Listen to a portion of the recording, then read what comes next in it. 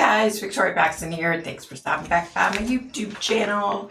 Okay, so today we're going to do a case that, I know I say this every time, but this one really does break my heart, y'all.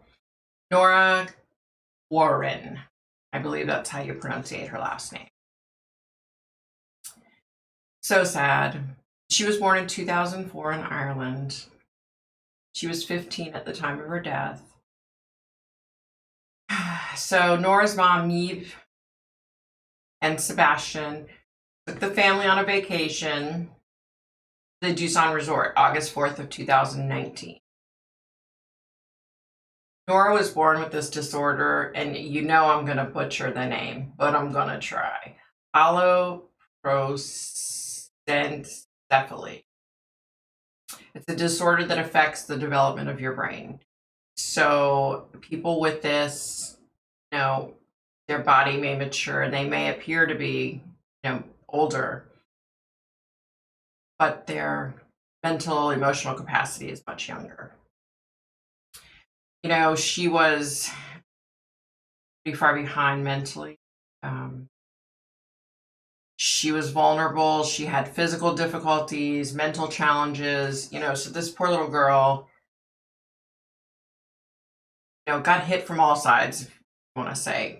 She had a lot of disabilities, and she was just, she's such a cute girl, such a sweet little girl. Okay, so let me do like a little timeline, okay? August 3rd, they arrive at the Tucson Forest Eco Resort. August 4th, Nora disappears from her room. August 5th, the Lucy Blackman Trust says Malaysian police are treating Nora's disappearance as a potential abduction, but officers deny that any foul play is involved.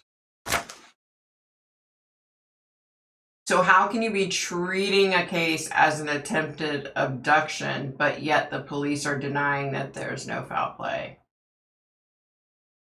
Okay, August 6th, Nora's family is saying, look, we think she's been abducted.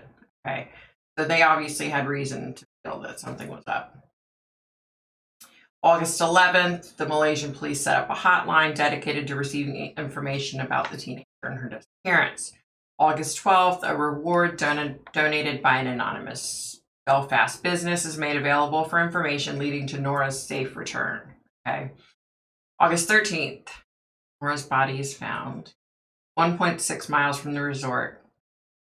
Nora died from internal bleeding, probably caused by hunger and stress.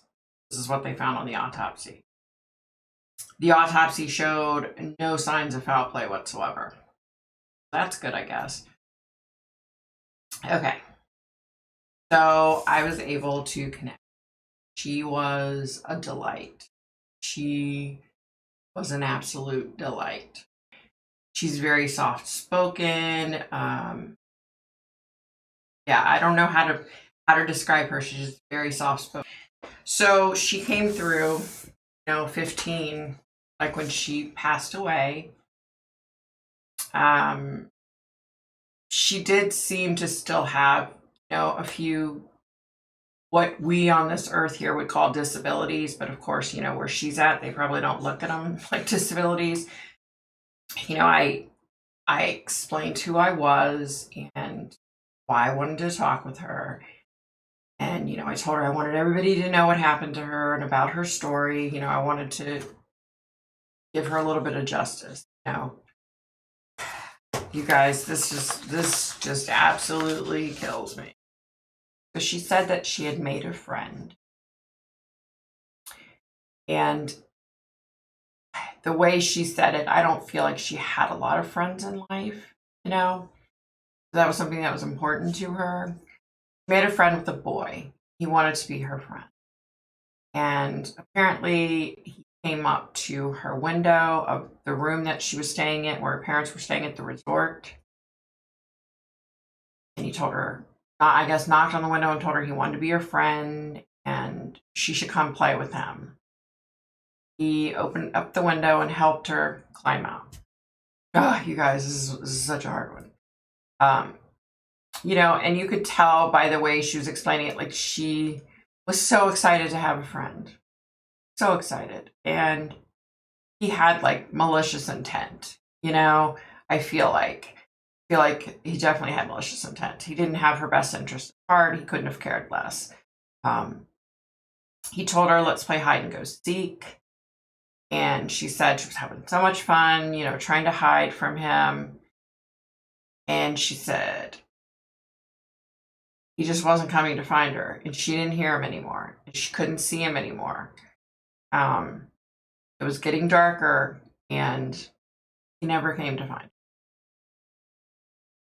So basically, I think this a-hole helped her sneak out and then, said, oh, let's play hide and go seek. And then he basically just left her there. Like he thought it was funny, like it was a little game.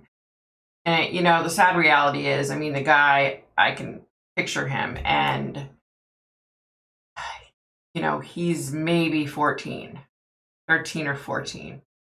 So it's not like he had malicious intent in that he wanted to harm her as far as like sexually, physically, or, or anything like that. It wasn't that, but he had malicious intent in that he knew that, she was developmentally disabled.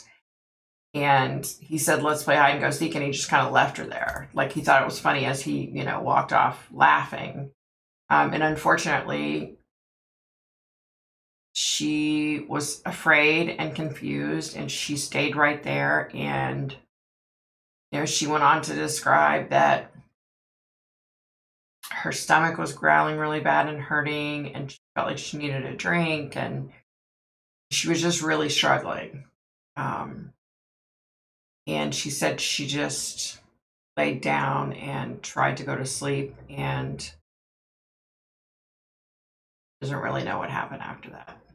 I asked her, did you hear anybody yelling for you? And she said she thought a couple of times that she heard somebody, yelling for her, but it was off in a distance. But she said she almost thought maybe it was like a dream. Yeah, it's so sad. I know I say this every case. Come on, people.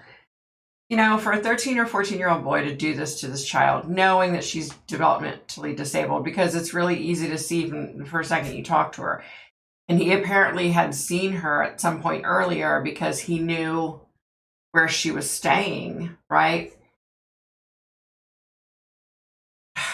It just breaks my heart. It just absolutely breaks my heart.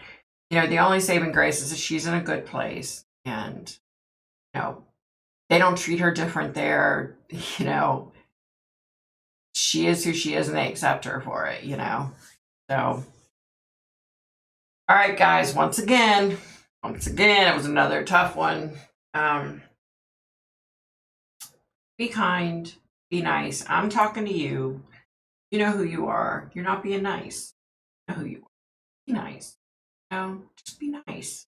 We're all going through our own battles in life. There are people that can't pay their bills. They don't have money. They can't pay their bills. There are homeless people. There are people that are just going absolutely berserk being on quarantine.